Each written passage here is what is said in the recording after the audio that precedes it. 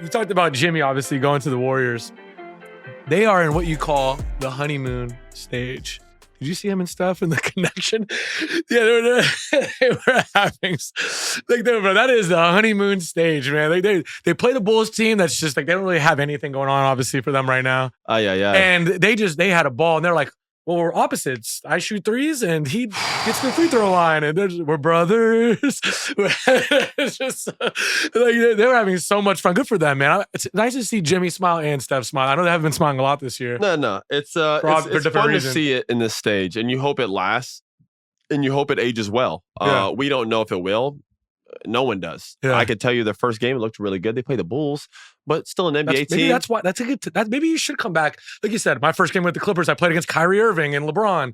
Maybe it's nice to have your first game with a new team. My next game was versus Sac in Sacramento, and I played it amazing. Yeah. I was just like, that's what. Or I didn't play amazing, but I played much better than I did the night before. And I was like, that's the game. I probably should have just came in and eased into it, and then got ready for this big time game. But on the same accord, there are some times, bro, when you jump into it, it goes one way or the other. You either just you go start the game 5 for 5, and everybody's like, oh, we gotta, or it's just like, you know what I mean? Like some people in their first big game in a new situation, like you remember Stauskas' first game with who was it? Remember Nick Stauskas had this? Yeah. So Portland, I think it was first game of the year. I want to say it was Philly. I want to say he was playing for Philly. He had like 27.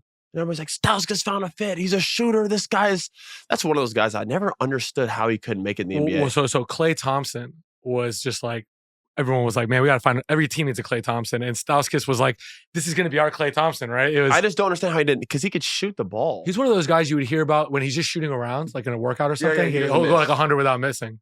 And then the lights came on. I always say, and I said this on the spot too many times, but Troy Daniels, you bring it up every time. But I've seen him shoot and not miss. These guys are insane. But Nick Stauskas, you always heard. No, I remember him just being a talented player, and it just never really worked out for him in the NBA. I always wondered why it didn't, just because he could shoot. And with the NBA and how, the direction in which it's going and how the game's played, you would imagine or think he would fit right in, considering you see some of these other guys in places fit. Like some of those players for the Cavs, they have like Ware and the other guy, they just come off and shoot there.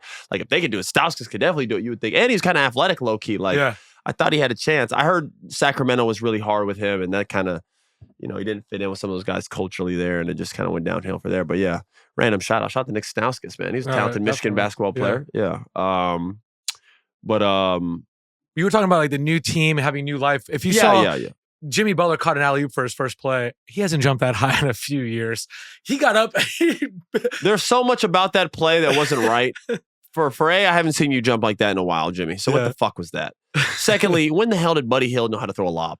I have never seen Buddy Hield throw anything towards the rim except a 3-pointer. He's either shooting or I just don't know what he does. I have never seen him do a quick lob, and it was right on target too. So maybe it brought him some new life too. Yeah, like, the whole team. But listen, that's what a trade like that can do. You bring a Jimmy Butler to your team. The only hope and thought is that we're going to be better. Like they didn't get Jimmy Butler and keep Kuminga and have Dre and Steph there and everyone in the locker room like, we're a little better.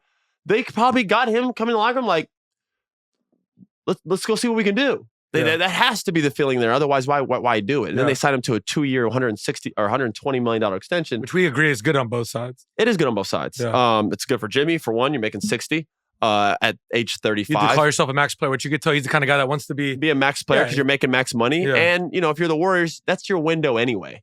So it makes sense. It's like we got about 2-3 years left with Steph and Dre. Yeah. Let's just go ahead and maximize it and let's spend some money and put a team together. After that, they're all off the books anyway. So at that point, it's a perfect deal for the Warriors as well. And listen, they looked good. They're an exciting team. We'll see where they go. They're behind the 8 ball, man. All right, they've dug themselves a hole. They started out the season well. They've really fallen back over the past few months. Now they got Jimmy with some new life. How does this finish? Is it a play-in team? Who do they play? Who do they match up first round? If they match up against OKC, who's the best team in the West by a mile, how does that? Because now, listen, OKC, we've had some questions about how they perform in the playoffs and their lack of experience. And although they're very talented and youthful, that's also not a slight, but that's also a negative. They're very youthful. Like their only negative, yeah. Their only negative is the lack of experience and know how to go get things done. So You going against a Warriors team and Dre and Steph and Jimmy? Dude, forget about OKC. What if they're a 7 seed and they play the Grizzlies or they end up playing the Rockets somehow? I thought the Grizzlies were like a top seed. Right. I'm saying, forget about OKC. What if they end up playing, if the Warriors are the 7 seed somehow? Oh, no, I think if the Warriors play the Grizzlies, they beat them. Really? And I think if the Warriors play the Rockets, they beat them. But look, you know what my favorite thing about this trade from the Warriors' perspective is, before they were playing these 12-man rotations and all these guys, they had way too many guys. They couldn't figure out a lineup. Now you have a real lineup. You have like Steph Curry, who's your 1. Buddy Hield could be your a traditional 2. Jimmy Butler 3. Draymond Green 4. Now you actually have, and Pajemski off the bench as the ball handler. Now you actually look like a real team instead of, we have 10 guys that we play. We're just going to throw them all out there. Yeah, at this point, that's what you could do with a Jimmy. You just throw him out there with anybody. Because he's like a Swiss Army knife anyway. He's not like a guy that needs the ball in his hands all the time. He's not a guy that you have to run an offense through. The system is Steph. Everyone knows that. You saw it last game. Jimmy will just find his way in there. But they still have some, adjustments that need to be made. Bro, I'm watching that Warriors game. There are so many times, bro, where like Steph would make a pass. He would make a move pass, and he does this thing where like he'll cut through and go under the basket. But I don't even play for the Warriors, and I know he's coming back around. And I would see, I'm not even gonna name the names, bro. A couple of their young players. They would sit there and you'd see Draymond go, and they would go get him. Now it's too late because the defense knows because Draymond just pointed. Yeah. So now Steph gets off and he has to hoist, still got a shot off, and he made it because he was hot. But it was a way harder shot because you were fucking standing there. The play's not for you. Yeah. It's like, how do you not get it? Bro, there's play there. I'm going to send you a couple clips. There's a play where like Pajemski's like holding it and Steph comes off scot-free, but he's too busy looking at the back screen for Jimmy. I'm like, pass the ball. Like, bro, I wanted to scream it through the spread. You're late. You're late. And Steph got it late and still made it, but you're late. Yeah. It's like, bro, I watch them and I get so frustrated because it's like, you got to know how they play by now, man. I know, and I don't even play for the Warriors, dog. That's why they probably missed those vets like Iguodala and Sean Missing. These guys, they didn't know exactly what to do. It wasn't even a thought. It was so hard to guard them. And then they start slipping the screens and getting layups, and now you're like, oh, we gave them up. That's how they're unbeatable. Yeah. Now we got these young guys who pass, they're like, bro, what do you think Steph's doing down by the basket? Someone go screen for him. It drives me fucking insane guarding him. That's why I like the Jimmy.